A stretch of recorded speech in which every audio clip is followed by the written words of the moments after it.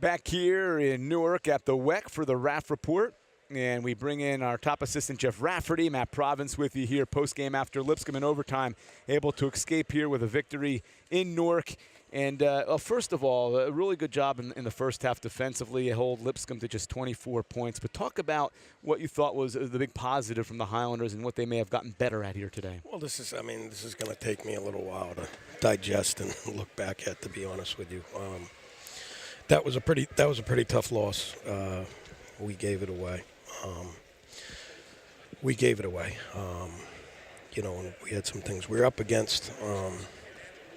So be very careful how you pose questions the next 3 to 4 minutes. I'll be on good behavior, I promise. But we did do some good things in the first half. We really guarded them. And Garrison Matthews got into foul trouble, which really helped us. The big kid Marbury was terrific all day. We had a tough time with him, and he finished with 29. But he kept them in the game.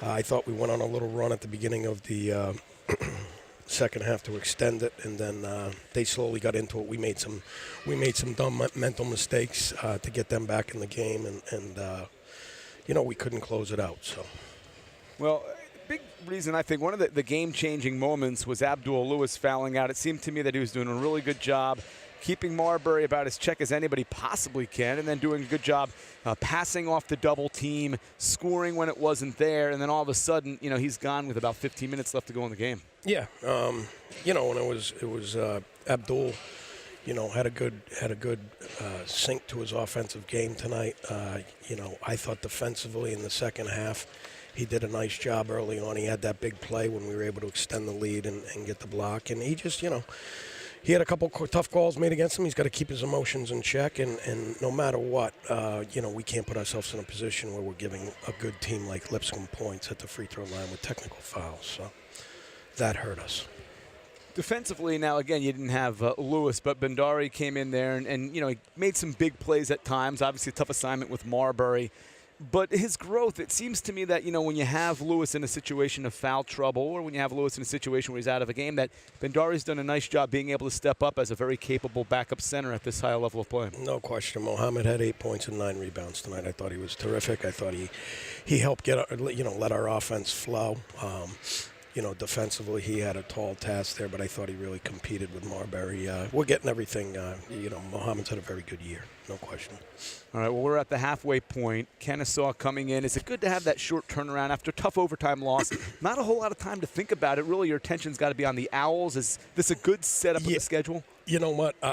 I'm not crazy about it, but I will be later tonight and tomorrow, because the only way you can get over something like this is to go out and compete again right away. You know what I mean? And so we'll have that opportunity, and we got to lick our wounds tonight and come back ready to work tomorrow, and try to get a win on Monday, and get back to 4-4 in the ASUN.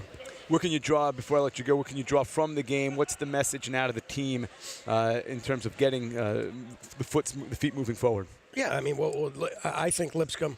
I said it at the beginning of the year. I think this league is there's a lot of parity in this league. I think that Lipscomb and Florida Gulf Coast heading into the season were the 2 better teams in the league, certainly on paper.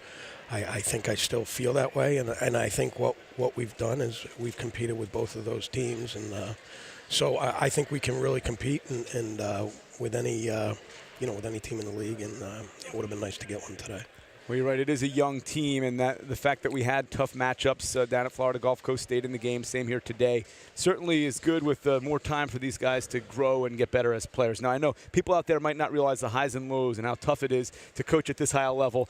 Thanks for coming out here. I know it's not always easy, but the good thing is you guys got a game in 48 hours, yep. And I know you're going to be prepared for the Owls. Yep. You got to take the good with the bad, and keep moving forward, keep moving the chain, and try to get a win on Monday. All right, and drink that lucky seltzer water to help you get through this time. All right, that is Jeff Rafferty. Again, the Highlanders down in overtime, a highly competitive game all the way to the wire. Lipscomb ekes out the victory. We thank you for watching this edition of the Raff Report.